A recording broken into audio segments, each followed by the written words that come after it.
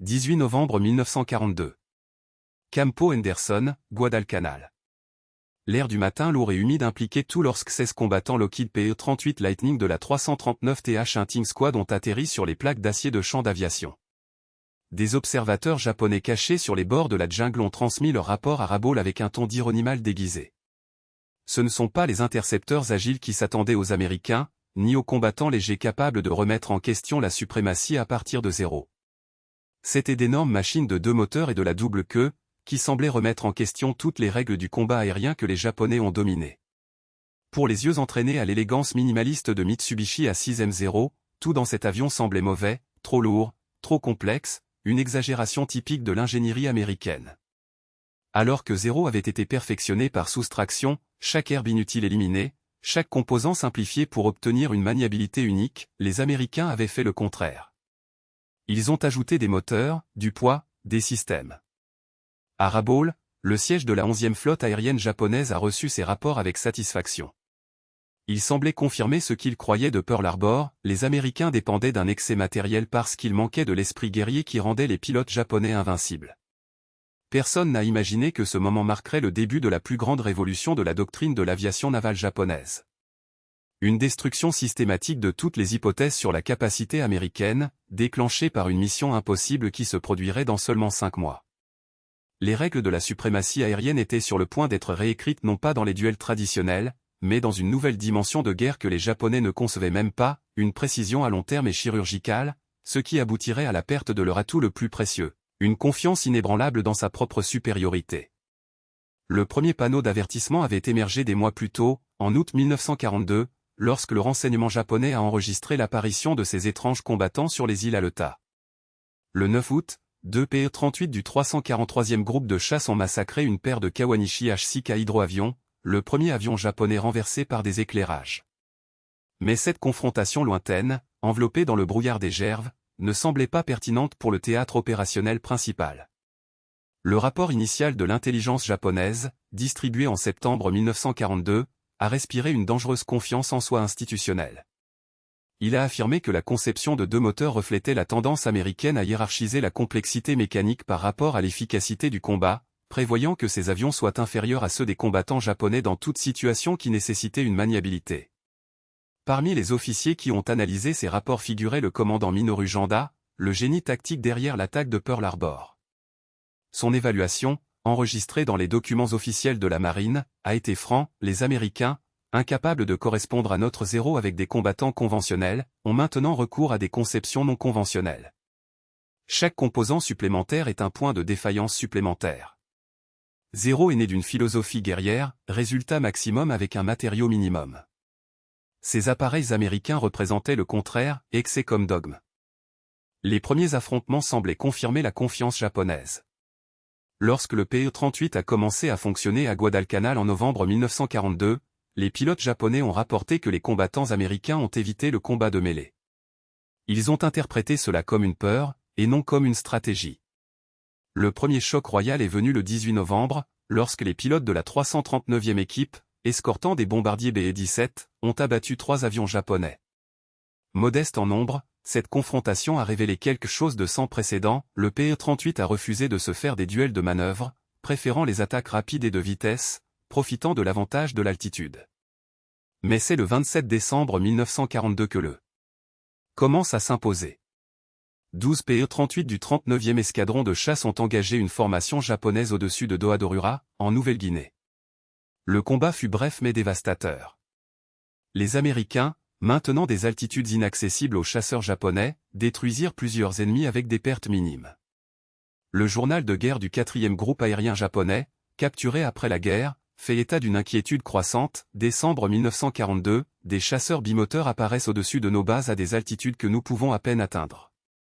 Lorsque nos pilotes grimpent pour les intercepter, ils plongent à travers nos formations avec une vitesse exceptionnelle, tirent et s'échappent avant que nous puissions réagir. Le plus inquiétant pour les Japonais était l'apparente immunité du PE-38 aux tactiques traditionnelles. L'agilité légendaire de Zero, qui dominait tous les adversaires depuis la Chine, est devenue inutile contre un ennemi qui refusait de se battre selon ses conditions. Malgré tout, les services de renseignement japonais persistèrent dans leur erreur. En janvier 1943, un nouveau rapport sous-estime encore le PE-38, le chasseur bimoteur Lockheed représente la philosophie industrielle américaine, pas l'efficacité au combat. Vitesse maximale estimée, 560 km/h. Plafond opérationnel, environ 9000 mètres. Portée, 800 à 960 km. Armement, mitrailleuse frontale. Bilan tactique, son poids et sa complexité le rendent vulnérable au combat rapproché, où notre supériorité est absolue. La réalité était pourtant bien différente. Les PE-38G arrivés dans le Pacifique ont atteint 640 km/h en vol en palier, ont grimpé jusqu'à 12 000 mètres et, avec des réservoirs externes, ont atteint des cibles à plus de 1600 km. La puissance de feu concentrée des mitrailleuses de calibre .50 et un canon de 20 mm dans le nez garantissait une précision mortelle. En janvier 1943, les pilotes américains avaient déjà développé des tactiques pour exploiter pleinement les avantages du PE-38. Le major John Mitchell, qui dirigera plus tard la mission contre Yamamoto, perfectionna ses stratégies avec le 339e escadron. La règle était claire, ne jamais renoncer à l'avantage énergétique pour engager des duels de manœuvre avec des chasseurs japonais. La révélation définitive eut lieu entre le 2 et le 4 mars 1943, lors de la bataille de la mer de Bismarck. Les PE-38 assurèrent la couverture tandis que les bombardiers américains et australiens décimèrent un convoi japonais tentant de renforcer l'AE. 8 navires de transport et 4 destroyers ont été coulés. Les Lightning abattirent plusieurs avions ennemis sans perdre la protection des bombardiers. Dans les témoignages de survivants japonais, recueillis après la guerre, les PE-38 étaient décrits comme des machines fonctionnant à des altitudes inaccessibles pour les héros d'escorte. Lorsque les chasseurs japonais réussirent finalement à les engager, ils étaient déjà désavantagés en termes de vitesse et de position, une erreur fatale. Même face à ce désastre, les rapports japonais cherchaient toujours une justification. Le bilan officiel attribue la défaite à l'infériorité numérique et au facteur surprise. Au lieu de reconnaître la supériorité technologique et tactique américaine. Ce déni institutionnel persistera jusqu'à ce qu'il soit trop tard. Le calcul fatal. 1er avril 1943. L'opération IGO, contre-offensive aérienne massive de l'amiral Yamamoto lancée depuis Rabaul, était censée écraser la puissance aérienne américaine aux Salomon et réaffirmer une fois de plus la suprématie japonaise. Yamamoto, en personne, avait pris le commandement des opérations. Les résultats ont cependant été faussés de manière catastrophique dans les rapports envoyés au haut commandement. Les pilotes japonais remportent des victoires spectaculaires, des dizaines d'avions américains abattus, des navires coulés. La réalité ? Des pertes minimes du côté américain, tandis que les Japonais, notamment face au PE-38, accumulaient des pertes dévastatrices. C'est dans ce climat de confiance illusoire que Yamamoto prit la décision qui allait sceller son sort, une tournée d'inspection des bases avancées, se mettant sans le savoir à portée du Lightning décollant de Guadalcanal. Le message intercepté. 13 avril 1943. Gare. Radio Americana a capturé une transmission navale japonaise dans le code JN25D. Après des heures de travail épuisant, les crypto-anneaux de Pearl Harbor ont déchiffré un itinéraire détaillé. Le 18 avril, à 6 heures, le commandant en chef quitterait Rabaul à bord d'un bombardier moyen, escorté par 6 combattants, avec des temps d'arrivée précis sur chaque base. Le renseignement a été immédiatement transmis à l'amiral Chester Nimitz. La décision était unanime, interceptée. Et il n'y avait qu'un seul avion de mission, la foudre PE-38. Le plan. 17 avril 1943. Il appartenait au major John Mitchell du 339 TH Fighter Squad, tirer la route. Un vol de 600 000 évitant les îles japonaises et les stations d'observation côtière, éruption de la mer pour échapper au radar. 18 PE-38 décolleraient, 4 en tant que vol de tueur pour attaquer les bombardiers, 12 comme couverture contre le 0 et 2 réserves. Pilotes sélectionnés, le capitaine Thomas Lanfier Jr. Les lieutenants Rex Barbet, Besby Holmes et Raymond Hinn, savaient qu'il n'y aurait pas de marge d'erreur. La navigation de Mitchell devrait être impeccable. Le carburant, calculé au second. La fenêtre d'attaque, mesurée en quelques minutes. L'interception. 18 avril 1943. 7h10, 16 PE-38 ont relevé le vol à partir de la 2 pistes de chasse Guadalcanal. 2 échecs mécaniques abandonnés. Pendant 2h20, la foudre a progressé à 50 pieds au-dessus des vagues, en silence radio absolu, guidée uniquement par la boussole et l'horloge. 9h34, tout comme prévu, le lieutenant Doug Canning a repéré la formation japonaise, 2 bombardiers Betty et Mitsubishi G4M conformément à la protection du tissage 0 ci-dessus. La navigation de Mitchell avait été parfaite. Les réservoirs auxiliaires ont été lancés. Lanfier et Barbet sont montés à l'attaque. Ce qui a suivi est entré dans l'histoire comme l'un des moments les plus disséqués de l'aviation militaire. Les 2 pilotes revendiqueraient le massacre du bombardier Yamamoto, mais l'après-guerre des analyses japonais et les preuves de la scène de l'automne confirmées, ce sont les tirs de Barbet qui ont atteint la cible. Le moteur droit de Betty a explosé. Les ailes détachées. L'avion transportant l'amiral Isoroku Yamamoto a plongé dans la jungle dense de Bougainville. Le deuxième kamikaze, avec le vice-greffe, Mato Mugaki, a également été renversé, mais est tombé dans la mer, le Ugaki a survécu. Un seul PE-38 a été perdu, le lieutenant Raymond In, vu pour la dernière fois avec un 0 sur son parfum, vers l'océan ouvert. L'impact dévastateur. 18 avril 1943. 14h Rabaul. Lorsque les survivants 0 sont revenus avec la nouvelle de l'embuscade, le siège de la marine japonaise a refusé de croire que Yamamoto pourrait être mort. Une équipe de recherche a localisé l'épave le lendemain. Le corps de l'amiral, jeté hors de l'avion, avait été touché par des balles .50, mort instantanée. Le capitaine Watanabe, qui a dirigé la reprise, se rapporterait plus tard, l'amiral tient toujours son épée de cérémonie. Il a maintenu la dignité à mort. Mais la précision de l'attaque américaine, apparaissant à l'heure exacte, cela a complètement détruit notre confiance. La révolution de l'intelligence.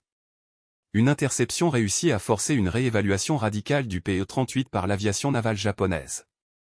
Une déclaration urgente publiée le 1er mai 1943 a révélé la dimension de l'erreur précédente. Toutes les critiques antérieures sur les chasses Lockheed type L sont révoquées ici, sur la base de l'analyse et des événements de combat le 18 avril. Estimé réel. Vitesse maximale, supérieure à 400 000 par heure. Plafond opérationnel, plus de 40 000 pieds. Autonomie avec des réservoirs auxiliaires, dépassé 1000 miles. Pouvoir d'incendie concentré, bien au-delà des estimations initiales. Taux en hausse, plus élevé à tous les combattants japonais au-dessus de 15 000 pieds. Avis critique, cet avion représente des capacités au-delà de toute expérience antérieure. Éviter le combat à moins d'avoir un avantage tactique clair. La révolution tactique. Mais 1943 a marqué un virage dramatique. Doctrine japonaise. Des directives nouvellement émises ont infirmé des années de dogme dans les combattants bimotrices américains. N'essayez pas de faire correspondre votre ascension au-dessus de 20 000 pieds. Ne les suivez pas avec des plongées à grande vitesse. Attaquez uniquement lorsqu'ils sont déterminés à bombarder ou à escorter. Développez pour maintenir un avantage de l'altitude. C'est la fin de la philosophie agressive qui a prêché la supériorité spirituelle sur les facteurs matériels. Les Japonais, pour la première fois, ont reconnu l'infériorité technique, et il était trop tard. Le prix accumulé. Tout au long de 1943, le PE-38 a systématiquement diminué la puissance aérienne japonaise à Salomon et en Nouvelle-Guinée. Le coût des pilotes expérimentés était catastrophique. Alors que les Américains abattus étaient souvent secourus, et la foudre pouvait revenir même avec un moteur détruit, les Japonais sont morts au combat. Jusqu'en septembre 1943, la plupart des conducteurs s'entraînent avant la guerre qui n'existe plus. Ces substituts, se précipitant dans des programmes de formation réduits, n'avaient aucune compétence ni expérience pour affronter de plus en plus les pilotes mortels américains du PE-38. Les chiffres parlaient pour eux-mêmes. Flight mois avant le combat, 1943. Pilote japonais, 200 heures. American PE-38, 4 cents plus hours pilot. Taux de survie après 10 missions. Japonais, 40%. Américain, PE-38 80%. L'offensive des bombardiers. Octobre 1943. Avec le domaine de les rassurer, le PE-38 a commencé à escorter les formations BE-24 et BE-17 dans des missions à longue portée, des cibles stratégiques dévastatrices. Les Japonais, désormais sans pilotes vétérans et aucune tactique efficace, ont connu une érosion impuissante de leur armée de l'air. La foudre n'était plus seulement un combattant, c'était l'instrument d'un changement irréversible dans la guerre du Pacifique. Et le pire, pour Tokyo, n'était pas encore à venir. La foudre a ensuite révélé une dimension encore plus terrifiante de sa supériorité, la capacité de transformer le propre concept de guerre aérienne en Pacifique. Alors que les combattants japonais remontent à la base après des missions de 600 miles, tout le PE-38 a accompagné les libérateurs de 1000 Milan des raids sans marcher sur le frein. Des bombardiers, anciennement faciles à zéro, ils ont maintenant défini les coups chirurgicaux tout au long du périmètre défensif japonais, protégés par des escortes qui ne les ont jamais abandonnés. L'arithmétique de la guerre était implacable, chaque foudre a étendu le bras américain de l'Air Force hors de portée de la vengeance japonaise. Et lorsque le légendaire Charles Lindbergh est arrivé dans le Pacifique en 1944, non pas en tant que héros, mais en tant qu'instructeur, aux limites de la possible, ils ont été redéfinis. Lindbergh, l'homme qui avait traversé l'Atlantique seul, a maintenant enseigné aux coureurs PE-38 à dominer le ciel avec une précision scientifique. Ces techniques de régulateur de vitesse ont augmenté le rayon de combat de Lightning jusqu'à 30%, transformant de longues missions en expéditions stratégiques. Mais cela ne s'est pas arrêté là, il a prouvé que le PE-38 n'était pas seulement un combattant, mais un destroyer polyvalent. Avec leurs ailes transportant 500 livres sterling de pompe et des mitrailleuses de 20 mm, les pilotes ont appris à plonger sur des cibles avec la précision d'un chirurgien, et à sortir de la plongée en tant que faucon. Les Japonais, habitués à face aux combattants ou aux bombardiers, regardaient maintenant une machine qui les faisait les deux en même temps, avec une létalité qui borde l'inhumain. Puis est arrivé juin 1944. Le meurtre des Mariannes. Alors que les L4 F6F ont décimé l'aviation navale japonaise au combat près des porte-avions, l'opération de PE-38 à partir de bases terrestres a tissé un réseau de surveillance et de morts invisibles. Sa gamme leur a permis de patrouiller avant la bataille, pendant la bataille et après la bataille, nourrissant les commandants américains avec des informations sur le temps réel alors que les Japonais volaient aveugles à l'abattage. Les pilotes survivants décriraient alors un sentiment de toute-puissance américaine, les lumières étaient toujours là, au-dessus d'eux, en attendant, comme si le ciel lui-même. Ils s'étaient retournés contre le Japon. Ce qui restait de l'élite de l'aviation navale japonaise, les mêmes qui avaient coulé la flotte américaine à Pearl Harbor, a été anéanti en quelques heures. Pas faute de courage, mais parce que l'équation avait changé, l'esprit ne conquérit pas physique. Et puis la course à SE a commencé. Les pilotes PE-38 ont transformé le Pacifique en un anneau où seuls ils ont dicté les règles. Richard Bong, avec 40 victoires, le tout dans Lightning. Thomas Maguire, 38 ans. Charles McDonald, 27 ans. Gerald Johnson, 22 ans.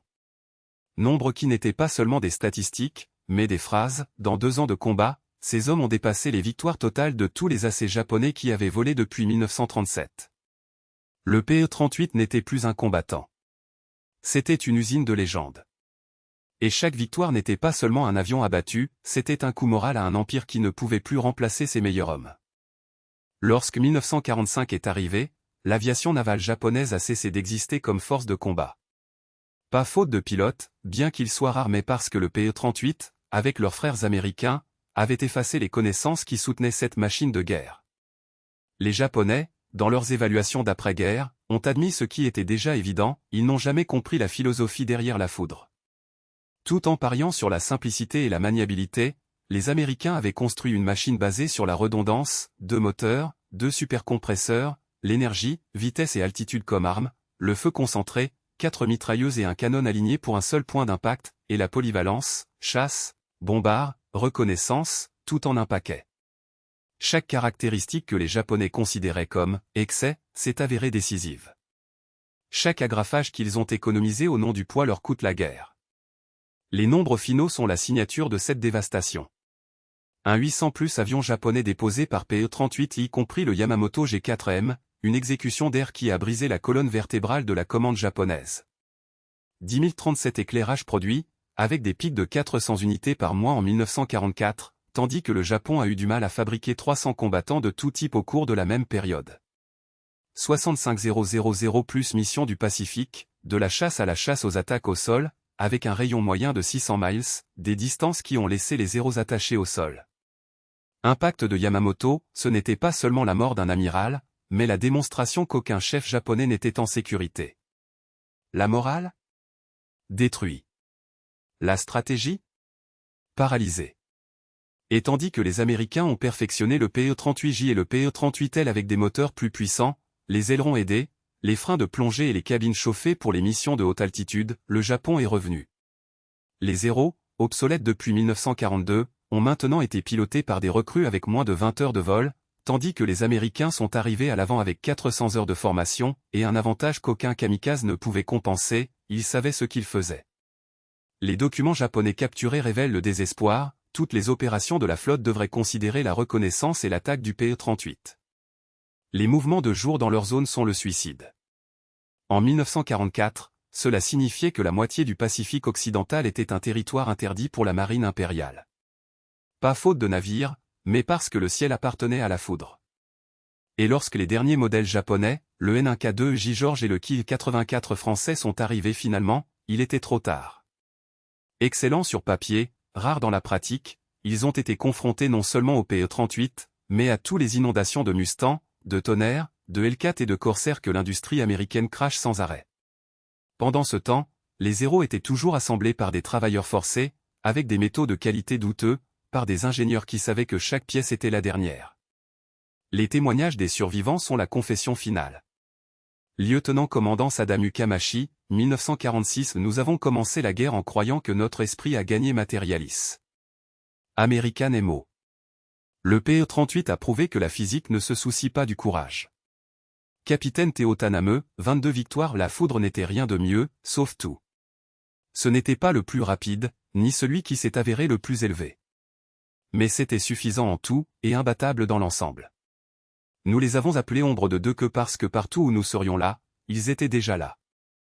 L'histoire n'est pas écrite par hasard. Il est forgé par des choix. Et en 1945, lorsque le dernier zéro est tombé au combat, mais par manque de carburant, il était clair que le Japon avait perdu la guerre avant même qu'il ne commence à le combattre. Parce que comme ils rêvaient d'honneur, les Américains avaient construit des machines. Et parmi les plus grands d'entre eux, avec leurs deux queues qui coupant le ciel comme une faux, se trouvait le PE-38 Lightning, le combattant qui a non seulement gagné la guerre du Pacifique, mais a redéfini ce que cela signifiait dominant les cieux. Dans un symposium historique sur l'aviation japonaise, les vétérans des deux côtés ont débattu de l'héritage PE-38. Parmi eux, l'ancien capitaine Minoru Jean Depuis adjoint au Parlement japonais a fait une confession forte, le PE-38 a été le premier signe clair que nous avions mal compris la guerre moderne. Lorsqu'il a massacré l'amiral Yamamoto, il n'a pas fait un seul homme. Il a enterré notre propre philosophie de combat. La réponse est venue du major John Mitchell, le leader de la mission qui a changé l'histoire. Nous ne pouvions pas construire un combattant qui a dépassé zéro dans les manœuvres. Nous avons donc construit un qui n'avait pas besoin de le surmonter. C'est l'essence américaine, si vous ne pouvez pas gagner dans leur jeu, changez les règles du jeu. Le verdict final est venu en 1985 lors d'une réunion des anciens combattants du Pacifique à Hawaï.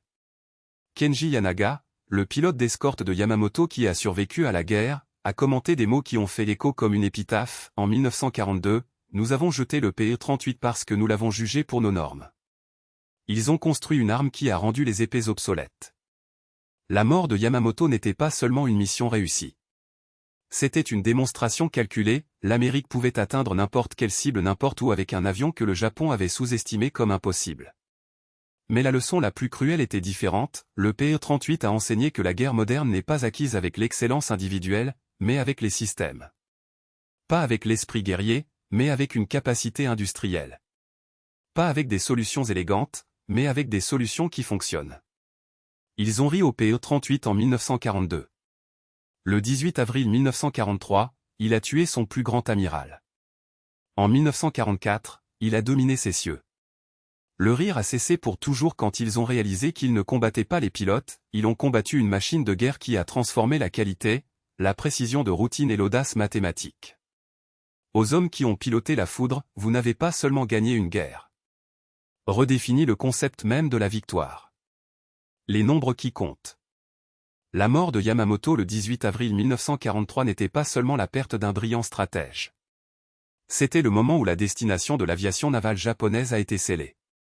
Ces 16 PE-38 qui ont eu lieu de Guadalcanal ce matin-là ont porté plus que des munitions, la preuve que l'âge de la guerre industrielle était venu.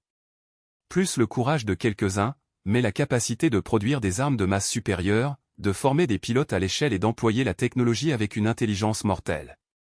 Novembre 1942, lorsque les commandants japonais ont déménagé dans les combattants à double queue jusqu'en avril 1943, lorsque ces mêmes combattants ont abattu leur chef le plus important, puis à 1945, lorsque les PE-38 volant les îles japonaises, la transformation était absolue. Ils ont ri de la complexité, jusqu'à ce qu'ils découvrent que c'était sophistique. Ils ont quitté l'excès jusqu'à ce qu'ils réalisent que c'était une abondance. Ils méprisaient le PE-38 comme trop américain, trop grand, trop compliqué, trop mécanique, juste pour comprendre que ce sont précisément ces qualités qui le rendaient parfait pour le genre de guerre que les États-Unis étaient venus s'écraser. Le rire a duré 5 mois. Les conséquences, une éternité. Le PE-38 Lightning a non seulement renversé Yamamoto le 18 avril 1943. Il a renversé une philosophie de guerre entière. Il a prouvé que, dans le conflit moderne, la chaîne de montage dépasse Katana, le souverain de calcul surmonte l'esprit des samouraïs et les mathématiques industrielles écrasent la bravoure individuelle.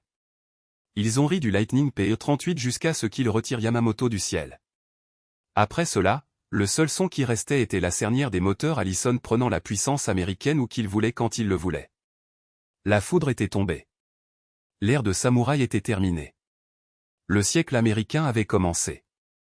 Ces 16 PE-38 ont parcouru 700 km depuis que Guadalcanal, naviguant par boussole et horloge, a intercepté la cible avec une minuterie, a accompli la mission en moins de 10 minutes de combat et est revenu avec la perte d'un seul avion. Ce n'était pas de la chance. Ce n'était pas une chance. C'était la planification, la formation et la technologie américaine travaillant exactement comme conçu. Les commandants japonais qui ont ri du PE-38 en novembre 1942 ont appris la leçon la plus difficile de la guerre moderne, ne confondez jamais différemment avec plus bas. N'interprétez jamais la complexité comme une faiblesse.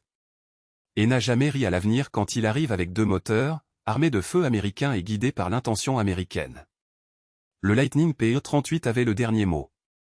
Et son écho a résonné à travers le Pacifique jusqu'à ce que le soleil levant se coule à jamais le 15 août 1945.